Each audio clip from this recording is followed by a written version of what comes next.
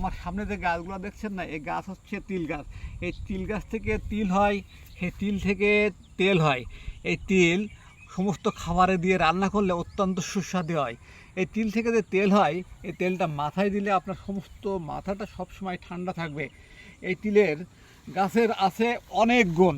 দেখেন এখানে বিশাল একটা এরিয়া জুড়ে আছে তিলের ক্ষেত। দর্শক, আপনারা দেখতে থাকুন তিলের ক্ষেত, আমি আপনাদের দেখানোর চেষ্টা করছি আস্তে আস্তে।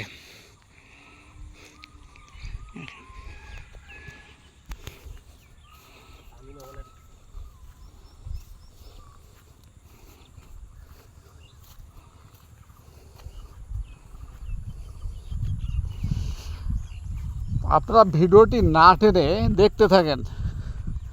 অসম্ভব সুন্দর একটি তিলের ক্ষেত। তিলের ক্ষেতের সাইডে দেখেন আম বাগান আছে এবং আম কিন্তু প্রচুর পরিমাণে আম ধরছে। এই আমটা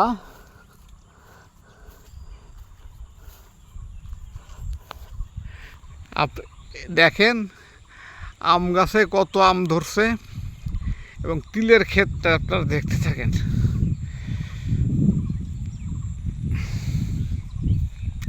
সাইডে দুইটা খেজুর গাছ আছে এবং খেজুর গাছে কিন্তু অনেক খেজুর ধরছে। যদিও সমস্ত যশোর দিয়ে সাতক্ষীরা দিয়ে খেজুর গাছ আছে প্রচুর, অকাল হচ্ছে গাছি। এখন গাছি খুঁজে পাওয়া যায় না, যে ক্ষেত্রে কিন্তু গাছগুলো কাটা হয় না।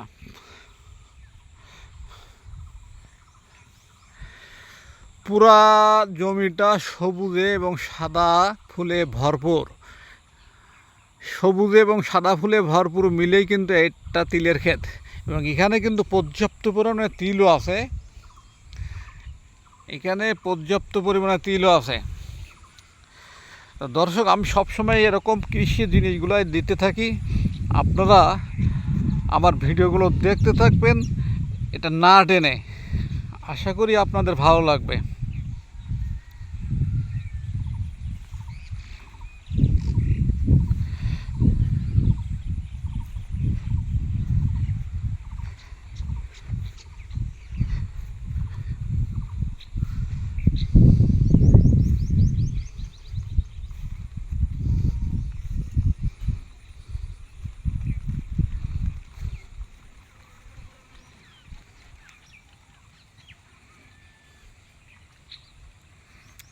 তিলের ক্ষেতের সাইড দিয়ে দেখেন খেজুর গাছ আছে। প্রত্যেকটা খেজুর গাছে দেখেন খেজুর আসছে।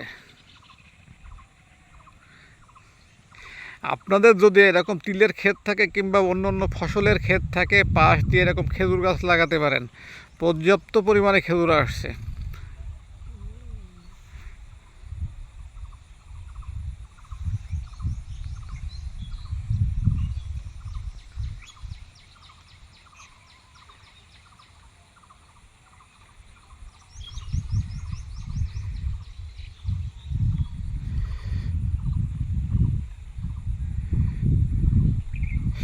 দর্শক, আমার ভিডিওটিতে ভালো যদি লেগে থাকে অবশ্যই আমার সঙ্গে থাকবেন।